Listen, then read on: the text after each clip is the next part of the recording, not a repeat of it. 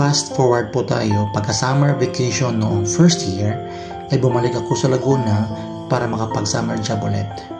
Nag-stay ako doon ng 2 buwan. Bago magpasukan, ay umuwi ako sa Lapisares para pumasok sa school. Kaya noong June 10, 1998 ay umuwi ako ng summer. Kasama ko ang 3 pamangkin at 2 kabarangay. Inihatid kami ni Mama sa terminal ng bus sa Pasay City. Bandang alas 11 ng umaga nang umalis ang bus na sinasakyan namin. At 1:00 ng madaling araw nang makarating ito sa Matnog, Sorsogon.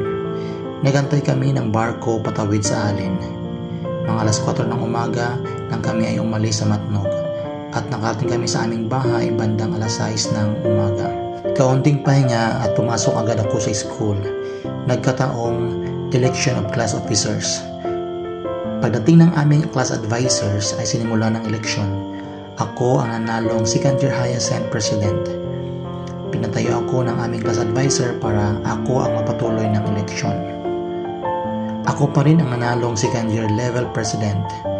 I am very happy for this kind of responsibility and opportunity. Naging masaya ako sa bagong naging mga kaibigan ko na halos puro mga babae at mabilang lang ang mga lalaki. Masaya silang kasama dahil halos mapagkakatiwalaan at mga responsable. Nai-encourage din akong mag-aral dahil halos sila ay mga honor students.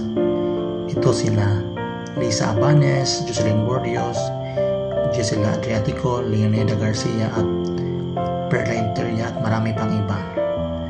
At ang best friend kong si Dexter ay halos hindi ko na makasama dahil may ibang tropa na sinasamahan. Isang araw, habang vacant period, ay kinausap ako ng classmate kong si Nova at may pinakilala siyang kaibigan niya na nasa first year pa. Annalyn daw ang pangalan. Mula sa simpleng pagpapakilala ay di nagtagal ay naging girlfriend ko si Annalyn na umabot kami ng halos 7 buwan. Isang masalimuot na puppy love story kasi natapos yun sa mga other party na hindi ko nababanggitin para respetuhin ang kanyang character. Naging kami ni Annalyn hanggang sa simula noong 3rd year high school. After breakup ay tinuon ko ang sarili sa pag-aaral at sa aking mga responsibilidad bilang student leader. Binaling ko ang atensyon ko sa mga gawain sa school na kasama ang mga kaibigan. Ganon din ang mga gawain sa bukid kasama ang tatay ko.